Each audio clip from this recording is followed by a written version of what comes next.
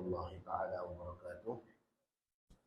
Bismillahirrahmanirrahim. Rabbil alamin wa bihi nasta'in ala umuri dunya waddin. Wassalatu wassalamu ala sayyidina Muhammadin khatamil anbiya'i wal mursalin wa ala alihi wa sahbihi ajma'in. Subhanaka la ilma lana illa ma 'allamtana innaka antal alimul hakim wa la hawla wa la quwwata illa billahil aliyyil azim. Allahumma alhimna ma rashida umurina wa 'idna min shururi anfusina wa min sayyiati a'malina. قال الله تعالى في كتابه العزيز بعد أعوذ بالله من الشيطان الرجيم واعتصموا بحبل الله جميعا ولا تفرقوا صدق الله العظيم.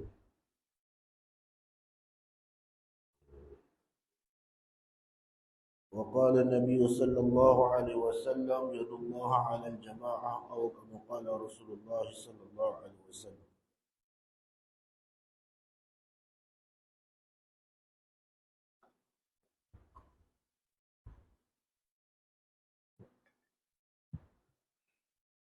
Jadi tuan-tuan yang dirahmati Allah Subhanahu wa taala, tuan-tuan dan puan-puan yang dirahmati Allah Subhanahu wa taala.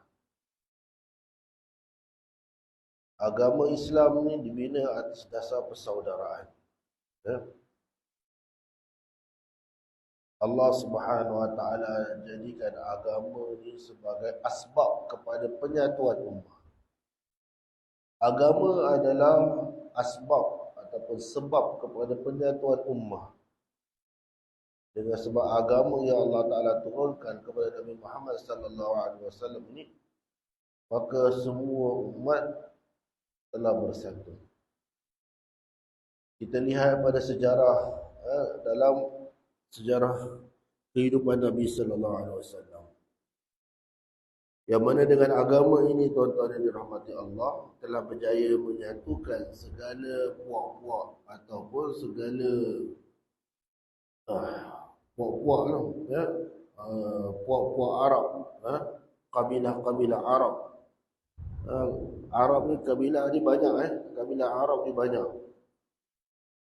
Bawah Quraisy tu satu kabilah. Dan bawah kabilah Quraisy tu pun ada beberapa pecahan lagi. Dia ada bani-bani, Bani Hashim, Bani Muttalib, Bani apa lagi. Di bawah apa tu, kaum apa tu, nama Quraisy kan, kabilah Quraisy, bawah tu ada berapa bani. Itu belum masuk kabilah lain lagi, ada pecahan bani-bani dia lagi. Dengan sebab agama ni tuan-tuan yang mulia, Nabi sallallahu alaihi wasallam telah berjaya menyatukan seluruh orang Arab. Pelbagai kabilah dan pelbagai bani dikumpulkan di bawah panji Islam. Dan perseteruan yang paling nyata antara Aus dan Khazraj, yang mana pemusuhan mereka berlarutan bertahun-tahun, daripada nenek moyang, sehingga pemusuhan tu diwarisi. Pemusuhan tu diwarisi sampai anak cucu pun tak tahu kenapa dia bermusuh dengan orang tu. Itu pun dapat disatukan atas nama agama.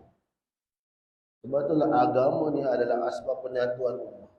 Dan tuan-tuan yang dirahmati Allah Subhanahu wa taala, Nabi sallallahu alaihi wasallam amat menekankan tentang penyatuan ataupun ittihadiyah. Ittihadiyah, penyatuan, kesatuan umat. Kita ni adalah ummat wahidah, selalu yang disebutkan oleh ustaz-ustaz. Ummat wahidah. Orang Islam adalah satu umat. Tak kira mana dia berada, seluruh umat Islam, seluruh dunia adalah satu umat. Ummat wahidah. Kita di Malaysia, saudara-saudara kita di Gaza, di Rafah sana, di Palestin. Saudara-saudara kita di Amerika, di Jepun, di utara sana, di selatan sana, di Afrika sana, di benua Afrika, di benua Brazil sana. Siapa saja Di mana saja mereka berada, dan mereka dalam beragama Islam, maka kita adalah satu. Kita adalah satu. Dan penyatuan inilah yang amat-amat ditekankan, tuan-tuan. Sebab itu dalam Islam, berjamaah itu adalah satu perkara yang sangat-sangat penting. Kerana berjamaah itulah yang menjaga kesatuan. Berjamaah.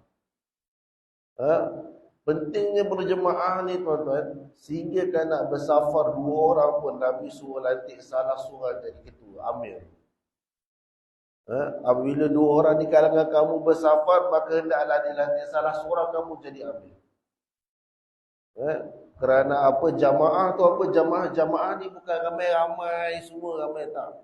Jamaah ni dia ada satu ketua, satu amir. Kalau satu stadium tu ada 80,000 orang, 100,000 orang, tapi tak ada ketua, dia tak dipanggil jemaah. Tapi kalau hanya ada 2 orang, seorang menjadi amir, maka itulah jemaah. Dan dalam Islam, jemaah tu sangat-sangat penting, dan itulah simbol penyatuan ummah. Jemaah ni simbol penyatuan ummah. Dan Nabi memberi amaran bagi orang yang keluar daripada jamaah, man syadza finnar, barang siapa yang mengasingkan diri, maka dia akan terasing di dalam neraka. Nabi telah bagi peringatan, tak boleh kita hidup bersendirian, tak perlu kau orang, tak bergaul dengan orang. Kita akan jadi seperti mana domba ataupun kambing yang berseorangan akan diterkam oleh serigala, yang mana serigala akan menerkam kambing yang bersendirian. Sebab tu kita kena selalu dengan berjamaah. Di situ adalah simbol penyatuan, dan penyatuan inilah kekuatan kita. Macam orang kata lidi, kan? Lidi sebatang dia lemah, kan? Orang duk patahkan pakai jari je. Tapi kalau dia dah jadi seberkas, dia dah jadi penyapu lidi, orang dah tak boleh nak patahkan lagi. Nak patahkan penyapu lidi tu boleh. Dengan cara macam mana? Pecah-pecahkan dia, pisah-pisahkan dia, senang dia nak dipatahkan. Kalau kita cantumkan dia sebekas tu, sebab ni, kita tak boleh nak patahkan. Sebab itu adalah perumpamaan yang paling jelas. Begitulah umat Islam ni, Allah Subhanahu Wa Taala sangat menekankan tentang penyatuan. Jangan berpecah. Jangan keluar daripada jemaah. Jangan keluar daripada jamaah muslim. Sentiasa berada dalam jamaah muslim. Sama ada dari segi i'tiqad kita ataupun dari segi sama ada dari segi i'tiqad kita. I'tiqad ahli sunnah wal jamaah. Kita bersama-sama dengan ahli sunnah wal jamaah. Itu satu kita punya pegang. Satu lagi kita punya diri kita tu sendiri. Fizikal kita sentiasa berada di kalangan jamaatul muslimin. Sebab tu semayang fardu berjamaah sunah muakkad ditekankan untuk kita jaga. Kerana di situ adalah simbol penyatuan. Orang-orang kafir akan nampak penyatuan orang Islam tu di situ. Solat berjamaah. Seminggu sekali solat Jumaat di satu tempat. Satu karya satu tempat. Yang mana orang akan nampak penyatuan umat Islam ni datang daripada mana-mana datang, kan? Daripada tempat kerja, daripada rumah, pakaian berbeza-beza. Akhirnya kumpul di rumah Allah, sembah Allah yang satu. Setahun 2 kali kita kumpul untuk solat hari raya, dan setahun sekali kumpul di Arafah. Kumpul di Arafah di satu dunia. Semua pakai pakaian yang sama. Berkumpul di tempat yang sama. Inilah ada kesatuan, tuan-tuan. Dan inilah yang kita perlu jaga. Kekuatan kita kat sini. Dan kelemahan kita apabila umat Islam ini berpecah. Ini yang kita takut, tuan-tuan. Berpecah. Dulu masa Khilafah Uthmaniyah, semua negara-negara Islam di bawah jajaran Khilafah Uthmaniyah. Seluruh negara Arab dikira satu. Tetapi apabila telah masuk penjajah tuan-tuan, mereka berjaya merobohkan apa tu khilafah Osmaniyah. Maka kita lihat negara-negara Arab sekarang mereka dah berpecah, masing-masing negara masing-masing. Jordan negara asing, Syria asing, mana lagi semua tu asalnya negara apa, asal di bawah satu panji. Akhirnya mereka berpecah. Turki asing, Jordan asing, Syria asing, Mesir asing, mana lagi? Yaman asing, Bahrain asing. Semua dah tak sama dah. Kita lihat dari sudut bantuan kepada Palestin pun kita tengok dah. Kita kat situ dah nampak dah. Ada pro, ada kontra dia. Ada sokong, ada tak sokong. Bahkan ada negara Arab sokong Israel pun ada. Jadi ini berlaku bila ini tuan-tuan, berlaku perpecahan. Kita takut perpecahan. Apa yang akan berlaku sekiranya berlaku keretakan? Belum pecah lagi, retak baru. Maka orang-orang bukan Islam akan nampak kelompokan ini dan mereka akan ambil kesempatan. Orang akan nampak kelompokan ini akan ambil kesempatan. Ketika satu orang sahabat yang mana Allahumma salli ala sayyidina Muhammad, yang dipulaukan oleh Nabi sallallahu alaihi wasallam kerana tidak menyertai peperangan Tabuk. Siapa nama sahabat tu? Allahumma salli ala sayyidina Muhammad. Maka dia telah di pulau selama 40 hari. Maka ketika dia di pulau, maka datanglah dia cerita dalam hadis, dalam Riyadhus Shalihin, hadis panjang, 2-3 muka hadis. Dalam beliau ceritakan ketika beliau di pulau kan, maka datang utusan daripada Rom ke daripada mana dah bagi surat pada dia. Surat apa? Surat jemputan. Dia kata, kami tahu kamu telah dipulaukan oleh Nabi kamu. Kamu telah dipulaukan oleh orang-orang kamu. Maka datanglah kepada kami. Datanglah kepada kami akan bantu kamu. Kami akan support kamu. Kami akan bagi apa yang kamu nak. Kami akan layan kamu dengan baik. Maka sahabat ni terus koyakkan surat tu campak dalam api. Nampak tak? Kat sini nak bagi tahu jarum orang-orang kafir apabila nampak sedikit keretakan. Itu bukan keretakan pun, tapi mereka nampak pemulauan sahabat dia merupakan satu lompong. Mereka ambil kesempatan kat situ untuk rosakkan Islam. Jadi tuan-tuan yang mulia, pertelagahan sesama Islam ni merugikan kita sendiri tuan-tuan. Merugikan kita sendiri. Orang-orang kafir di luar sana, mereka nampak keretakan ni dan mereka mula cucuk jarum. Cucuk jarum, ambil kesempatan. Jadi tuan-tuan yang dirahmati Allah Subhanahu Wa Taala, sebab tu kita kena jaga ittihadiyah, kesatuan, penyatuan umat Islam ni kita kena jaga. Tak ada lebih penting melainkan penyatuan. Sehingga kan tuan-tuan yang dirahmati Allah Ta'ala, nak jaga betul penyatuan ni, ketaatan kepada amir adalah nombor 3 selepas ati'ullah wa ati'ur rasul wa ulil amri minkum.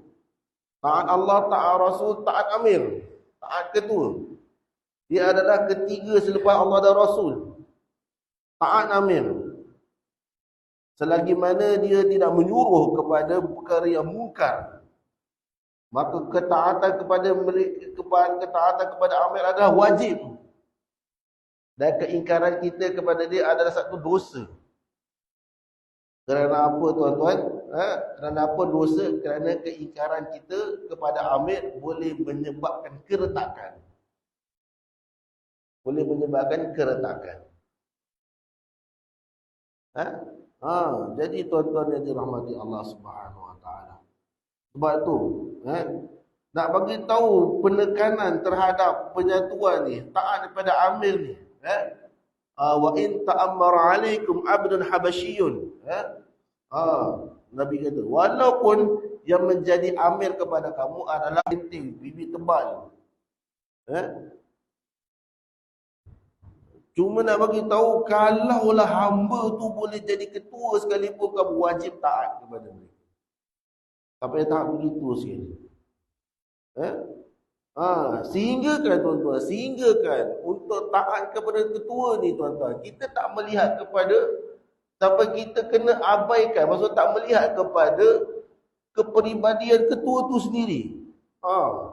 Maksudnya apa? Kalau ketua tu di kalangan orang-orang yang fasik sekalipun, maka dia minum arak, dia kaki perempuan. Contohnya,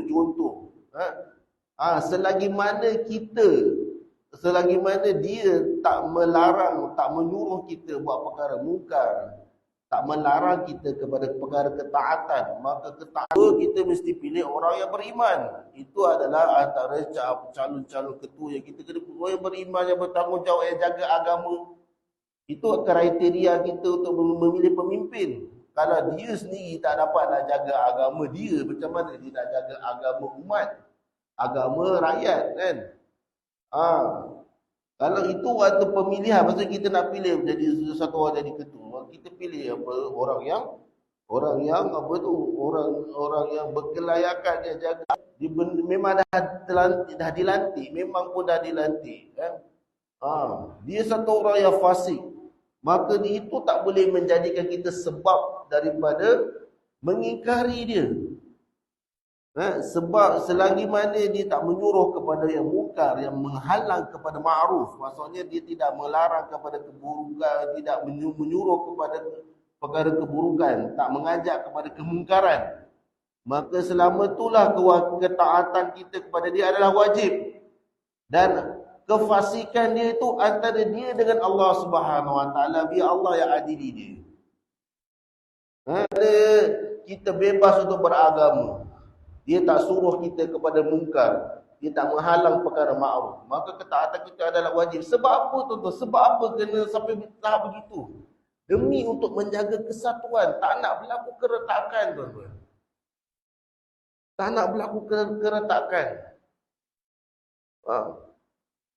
Zaman-zaman khilafah Abbasiyah, khilafah Umayyah, khalifah Abbasiyah, bukan semua khalifah-khalifah tu di kalangan orang-orang yang bertakwa, tak. Ada juga kaki joli pun ada tuan-tuan. Tapi tak adalah sampai tahap kufur, tak ada. Tapi bukan semua khalifah zaman Abbasiyah, zaman apa tu Umayyah, Abbasiyah, bukan semua mereka di kalangan mereka yang bertakwa, tak. Yang kita kenal yang bertakwa tu macam Umar bin Abdul Aziz, Khalifah Umar bin Abdul Aziz, salah seorang khalifah Umayyah. Harun al-Rashid, salah seorang khalifah salah seorang khalifah Abbasiyah. Itu yang kita tahu kan. Yang lain-lain ada yang masya-Allah kan. Tapi ketaatan kepada khalifah adalah wajib demi nak menjaga kesatuan. Bila tak berlaku tuan-tuan, bila berlakunya keingkaran tuan-tuan, inilah dia lompong tuan-tuan yang akan dimasuki oleh musuh-musuh Islam. Orang-orang kafir mula hasut dia. Mula hasut dia. Untuk tarik dia kepada agama pada agama dia. Begitu juga orang yang mana dia ingkar kepada pemimpin. Maka tak mustahil satu hari nanti dia akan menjadi berkhianat pada meruntuhkan kesatuan Islam. Jadi sebab tu tuan-tuan dan dirahmati Allah Subhanahu Wa Taala, kita kena jaga ni. Penyatuan umat adalah atas nama agama. Dengan agama umat bersatu. Kita lihat tuan-tuan yang mulia, di Amerika sana masya-Allah, dengan sebab kerja agama, usaha agama yang diwujudkan, orang yang berlainan kulit putih, kulit hitam, mereka dapat makan bersama. Walaupun mereka ni orang kulit putih, kulit hitam ni ada perseteruan mereka ni tak sebulu. Tapi atas nama agama, masya-Allah, mereka berkasih sayang, dapat makan setala, masya-Allah. Kesatuan atas nama agama. Kita lihat tuan-tuan, orang pergi haji tengok macam-macam, macam jenis orang, tapi semua dapat kan? Semua dapat duduk sekali. Walaupun berbilang bangsa, macam-macam bangsa daripada negara yang berlainan, daripada bangsa yang berlainan, tapi atas agama yang sama, tuan-tuan, kalimah yang sama, mereka boleh duduk sekali. Jadi siapa nak jaga kesatuan ni, tuan-tuan? Kita sendiri kena jaga, tuan-tuan. Kita sendiri kena jaga. Kita maaf cakap, tuan-tuan, kita punya perlembagaan kita ni tak menyokong kita punya bab perlembagaan kita sendiri ni tak menyokong bab ni. Kan? Sebab kita bukan perlembagaan Islam, bukan Quran dan Sunnah. Benda tu kita kena akui lah. Yang mana kita telah perlembagaan kita ni, ya, perlembagaan sivil diwarisi oleh penjajah, oleh orang barat. Tak apalah, kan? Demokrasi, undi, calon memimpin ini, tuan-tuan yang dirahmati Allah Subhanahu Wa Taala ni, perkara ni memang telah disediakan oleh orang-orang kafir. Kerana apa? Sebab mereka nak supaya orang-orang Islam ni selama-lamanya tak bersatu. Politik yang kita amalkan ni memang selama-lamanya tak menyatukan umat, tuan-tuan. Bila sebut politik undi ni, walaupun kita kata kuasa rakyat memilih pemimpin, tapi realiti hakikatnya kita lihat memang rakyat memilih. Kita pilih calon kita pilih siapa calon wakil rakyat kita, don parlimen kita yang pilih, kita yang undi. Kalau tak suka, kita tak undi. Walaupun kita kata rakyat memilih, kuasa rakyat, tapi realitinya sebenarnya, hakikatnya apa yang berlaku, tuan-tuan? Berlaku perpecahan. Bila kata politik ni, mesti ada grup A, ada grup B. Macam sekarang ada grup A, ada grup B. Bila jadi ni, mesti ada kumpulan pembangkang, kumpulan pemerintah. Pemerintah pembangkang ni mesti ada je setiap zaman. Dia takkan boleh bersatu. Dan itulah cara perlembagaan kita, sentiasa ada dua pihak. Macam mana nak bersatu? Yang ni tak sokong ni tak sokong ni. Sampai satu tahap, tuan-tuan, kan? Kira apa? Betul. Penyokong parti A, kereta rosak tengah jalan. Parti B, penyokong parti B jalan, tengok kata jalan pun tolong pun tak nak. Walaupun sesama Islam. Kata sebab apa? Di parti lain. Tak nak tolong. Sampai tahap macam tu, tuan-tuan. Tapi macam mana kita nak kesatuan Islam? Jadi sebab itulah di tempat kita ni, negara kita ni, kesatuan kita sendiri kena jaga. Kita sendiri. Kita tak boleh nak mengharapkan pemerintahan. Sebab memang cara pemerintahan kita memang divide. Memang macam tu. Kan? Selagi mana adanya mengamalkan sistem sistem pemerintah pembangkang, selama-lamanya negara kita ni terbahagi pada dua bahagian. Pemerintah pembangkang. Tak kira lah siapa pemerintah, siapa pembangkang, siapa naik, siapa turun, siapa tu. Tak kira siapa. Tapi selama-lamanya akan terbahagi dua. Ni tak sokong ni tak sokong ni. Tak sokong satu hal lagi. Tak sokong tak apa. Tak sokong satu hal. Ini bermusuhan. Bermusuhan. Jadi tuan-tuan dan dirahmati Allah Subhanahu Wa Taala. Sebab itulah sistem khilafah. Kita tengok sistem khilafah. Dia tak amalkan sistem apa tu? Suara rakyat ni. Tak amalkan suara rakyat ni. Pemerintahan adalah dipilih melalui sistem mesyuarat. Itu kalau zaman khilafah lah. Kalau zaman-zaman khilafah Abbasiyah tu, dia pemerintahan yang yang pewarisan. Dia pewarisan. Dia waris kepada ni, waris kepada ni. Tapi tu satu jugalah. Pewarisan tu satu, dia mengelakkan daripada bila kata rakyat tak boleh memilih, maksudnya macam satu kita nampak tak ada kebebasan lah. Rakyat terpaksa ikut siapa sahaja dilantik. Nampak macam tak adil lah. Tapi sebenarnya kat situlah untuk membendung perpecahan. Bila rakyat memilih, maka pilihan rakyat ni berbagai. Dia tak akan jadi pilihan rakyat jadi satu, tak ada. Bila rakyat memilih, maka akan tiba pelbagai. Kan? Satu puak sokong ni, satu puak sokong ni, satu puak sokong ni, satu puak sokong ni. Itu dah 4. Bila buka pilihan kepada rakyat memilih, dia tak akan jadi persepakatan semua dia pilih satu, tak ada. Paling kurang dia ada 2. Dia boleh jadi lebih lagi. Dan ni sokong ni, sokong ni, sokong ni. Bila ada 4 calon pilihan rakyat, pilih satu, maka 3 ni takkan setuju. Kan? Betul, saya tak setuju tu, saya tak setuju. Nampak tu. Itu kalau 4. Kalau ada 5 ke 8 ke, mesti satu jadi ketua. Jadi kalau 8, satu jadi ketua. Hak 7 ni, semua tak setuju. Jadi tuan-tuan yang mulia, sebab itulah dalam Islam, rakyat tak boleh pilih. Tak ada hak untuk pilih. Ketua ni, biar orang atas saja yang lantik. Di kalangan mereka, kita sebagai rakyat apa? Wajib taat siapa saja yang naik. Wajib taat, ketaatan tu wajib.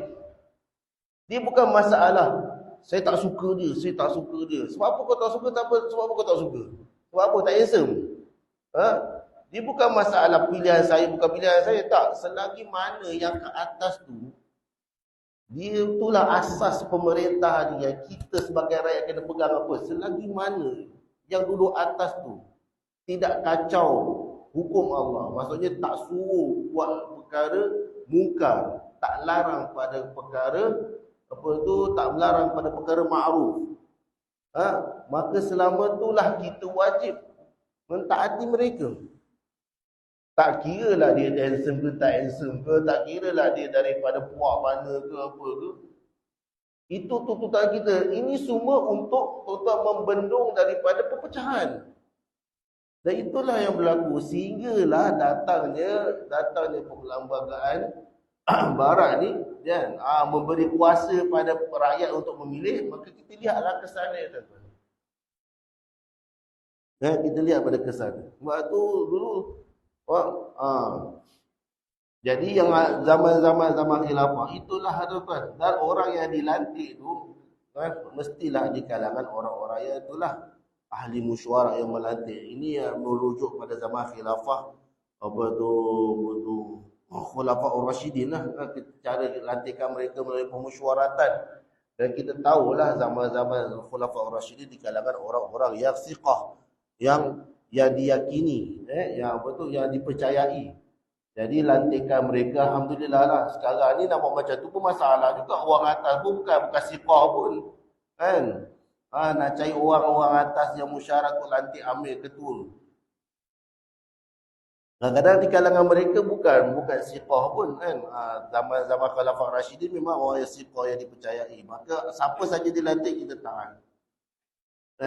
Cuma tak bagi ruang pada orang ramai untuk pilih, tak. Macam kita ada anak-anak ramai. Kalau kita bagi bagi pilihan, ni nak ni, tu nak. Okey, kita nak pergi bercuti kat mana ni? Cuti sekolah ni kita nak pergi bercuti kat mana? Seorang kata Langkawi, seorang kata Pangkor, seorang kata Melaka je, tak payah pergi mana. Seorang kata duduk rumah, seorang. Habis tu, kita suruh mereka pilih. Jadi kita yang pening. Kita nak ikut mana? Lah kali dah. Ayah je pilih, kau ikut je. Ayah kata kita pergi jalan kat KL dah. Bas, cukup. Yang lain wajib taat. Kalau kita buka peluang ni kan. Jadi kita perlu kan, kita pilih satu tempat, orang lain semua tak setuju kan. Jadi itulah tuan-tuan yang dirahmati Allah Subhanahu Wa Taala. Itulah cara pemerintahan Islam tuan-tuan. Pemerintah dahulu lebih mementingkan kepada kesatuan. Jadi tuan-tuan yang rahmati Allah, kita dah faham, kita punya jenis perlembagaan negara kita ni bukan jenis macam tu. Jadi siapa yang kena jaga? Kita sendirilah kena jaga tuan-tuan. Dan kita kena tetapkan dalam fikiran kita, perbezaan politik ni, maaf cakap bukan dah semua pasal politik, tapi ini hanya perbezaan ideologi. Ideologi tak lebih daripada tu. Kalau kita mula babitkan berakidah, kan? Itu yang bahaya tuan-tuan. Ni tak lebih setakat ideologi ni, pemahaman itu dari sudut pemahaman yang berbeza. Kalau kita mula masukkan agenda akidah tuan-tuan, bahaya dia kita akan mula menerapkan pemikiran takfiri. Ni akidah tak betul, kafir. Bahaya. Ni semua ni perbezaan ideologi je. Zahir asal dia mereka semua ni, kita semua umat Islam. Pemikiran kita kena ada, semua umat Islam, semua akidah yang satu, berpegang pada Allah yang satu, Nabi yang satu, sembahyang pada kiblat yang satu. Dengan berpadukan Al-Quran dan Sunnah yang sama. Dah. Itu kita punya asas kita untuk kesatuan. Ada pun politik ni perbezaan pendapat, ideologi, tak lebih daripada tu. Kita tak boleh sampai tahap kata memfahamikan akidah. Macam mana boleh ustaz, dia apa ni tak amalkan apa tu, tak amalkan hukum Allah, dia jadi kafir. Amal lam yahkum apa tu kan, kata guna istilah tu. Tak, bagi saya itu masih lagi perbezaan ideologi, tak babitkan akidah kan. Sebab ini nak selamatkan daripada pemikiran kita yang tak elok pada saudara Islam kita. Jadi tuan-tuan yang dirahmati Allah Subhanahu Wa Taala, ini yang kita perkara ni yang sangat-sangat saya dan tuan-tuan kita kena jaga, sebab ini nak menutup ruang daripada orang-orang bukan Islam, orang-orang bukan Islam untuk masuk merosakkan. Benda ni terjadi pada zaman-zaman ni. Zaman-zaman dulu seperti mana apa tu zaman Khalifah Abbasiyah, macam mana hancurnya Khalifah Abbasiyah ni kerana pembelotan orang dalam belut. Sebab apa orang dalam belut? Sebab dia nak tengok khalifah tu, dia tak suka dengan khalifah tu, dia nak gulingkan khalifah tu. Dia nak khalifah tu jatuh. Bila dia nak khalifah tu jatuh, maka dia sanggup berpakat dengan orang bukan Islam. Tentera Mongol. Kesanggupan dia nak bersekumpul dengan orang kafir semata-mata nak tengok pemerintah tu jatuh. Sampai tahap begitu sekali. Jadi kita tak nak benda ni berlaku pada diri kita.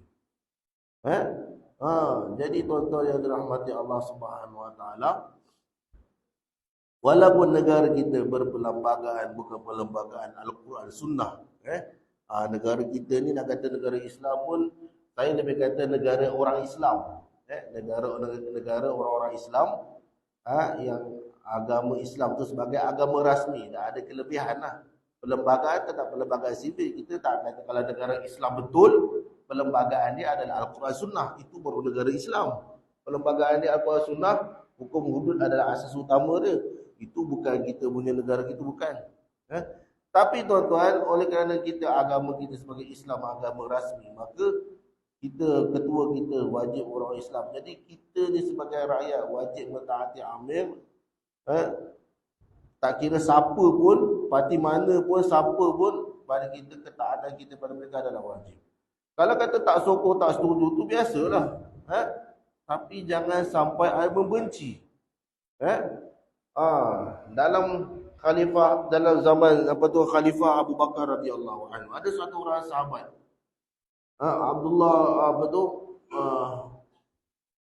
Sa'ad bin Ubadah radhiyallahu anhu. Sa'ad bin Ubadah ni salah seorang ketua kaum. Dia ada dua Sa'ad.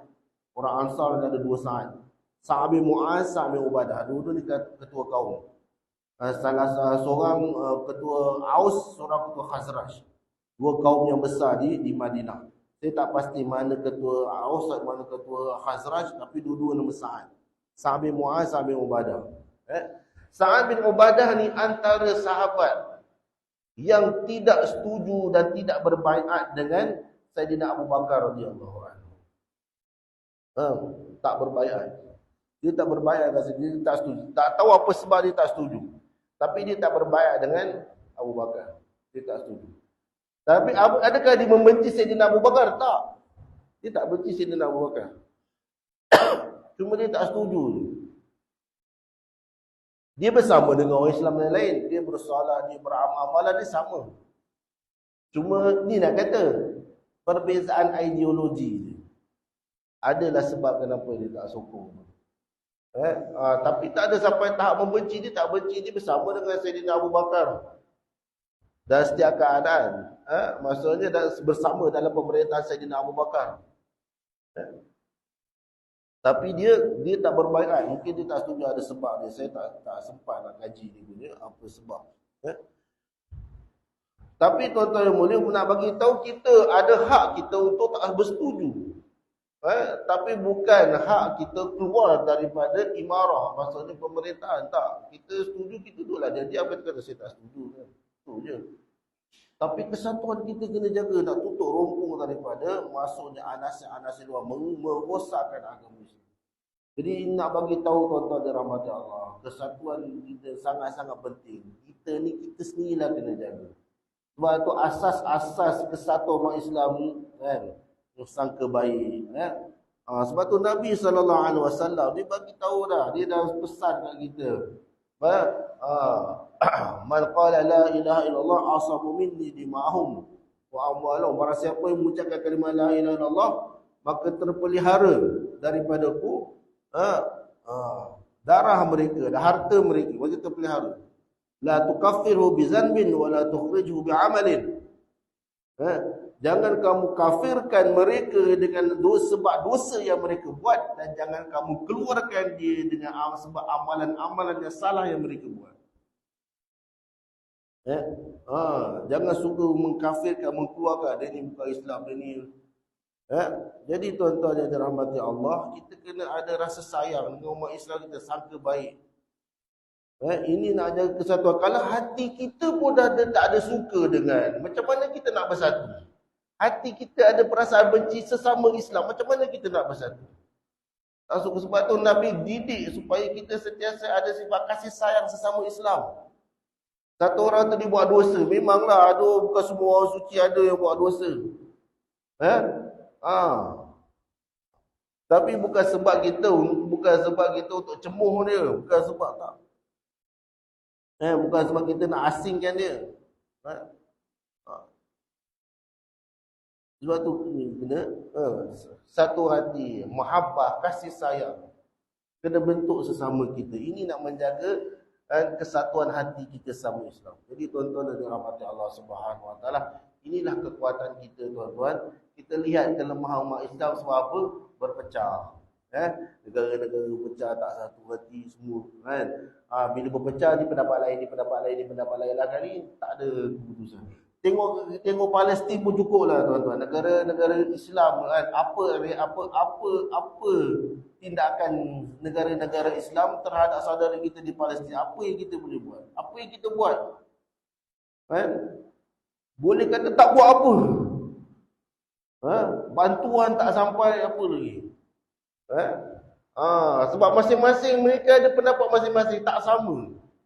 Inilah perpecahan yang wujud hasil daripada orang-orang kafir ni.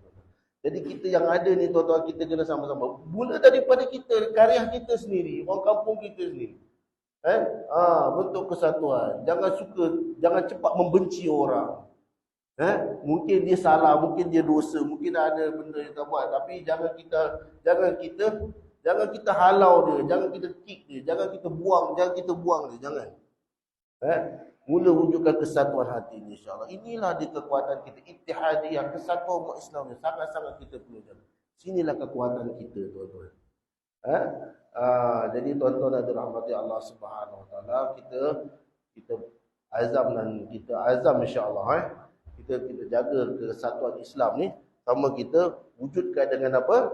Kesatuan ni dengan perantaraan agama, dengan perantaraan kasih sayang sesama kita. Insya-Allah kesatuan ni semakin kuat kesatuan, maka semakin kuatlah kita punya makin kukuhlah kita bentuk agama kita. Insya-Allah tidak ada benda luar yang akan boleh merosakkan kita. Bagi setakat itu saja pada pagi ini. Semoga Allah Subhanahu Wa Taala kurniakan saya dan tuan-tuan taufik untuk kita beramal, tuan-tuan. Apa yang saya cakap ni untuk diri saya, semoga saya sendiri dapat amal dan tuan-tuan kita semua dapat amal, insya-Allah. Apa yang baik datang daripada Allah Subhanahu Wa Taala, yang kurang daripada kelemahan diri saya minta ampun pada Allah, minta maaf pada tuan-tuan sekalian atas kekurangan kelemahan saya. Kita sudah majlis atas berkafarah. Subhanallah bihamdi, subhanakallahumma bihamdika, asyhadu an la ilaha illa anta, astaghfiruka wa atubu ilaik. A'udzu billahi samiul alim minasyaitonir rajim. Bismillahirrahmanirrahim. Allahumma rzuqna mutaba'atan Nabi Muhammad sallallahu alaihi wasallam wa ashabahu awalan wa akhiran wa zahiran wa batinan wa qawlan fi'lan wa da'watan wa ibadatan wa amalan salihan. Allahumma inna nas'aluka ilman nafi'an wa rizqan wasi'an wa amalan mutaqabbalan wa shifaan min kulli da'. Sallallahu ala sayyidina Muhammadin wa ala alihi wa sahbihi ajma'in. Walhamdulillahi rabbil alamin.